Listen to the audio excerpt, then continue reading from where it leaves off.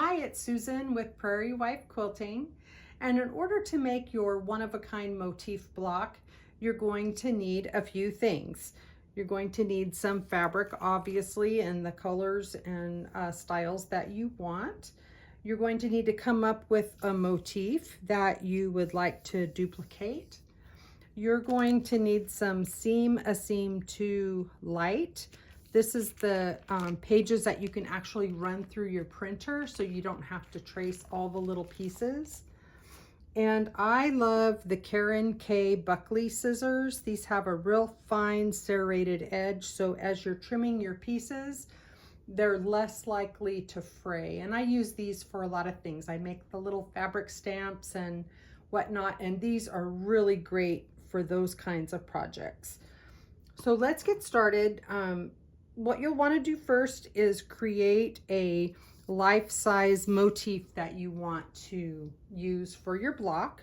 And I created mine in Illustrator partly because I have Illustrator and I'm familiar with how to use it as much as needed.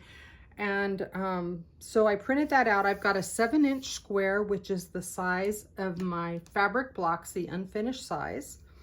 So before we get started here, we want to create our pieces. So using the Adobe Illustrator, or you can come up with yours however you want. I have the template that I created with the 2 leaves and the stem. So I've got all the green components on this side of the paper and the pink on this side. That way, as I print it out on my steam a seam paper, I can just cut it down the center and then iron this portion on the pink fabric and iron this portion on the green fabric. So however you need to come up with your motifs on a sheet of paper that you can print to the steam a seam, do that. I did use mine in Adobe Illustrator and I just copied them across. So once you've got those printed, I cut mine in strips. Like here's one of my green strips, and I just cut those out with my scissors.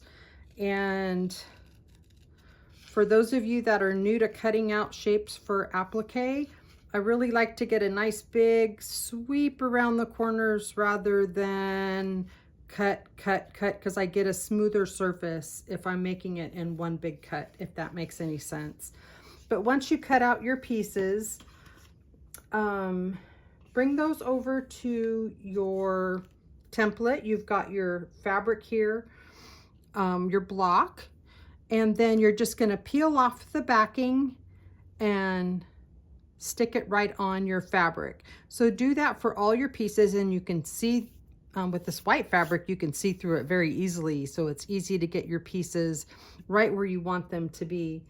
And then once you get them all on there, take them over to your iron, and they'll stick on there while you get over there. They're not going to fall off, but turn it over. This is how I do it.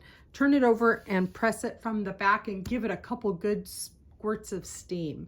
The steam is what is going to make the adhesion permanent, and it's that easy.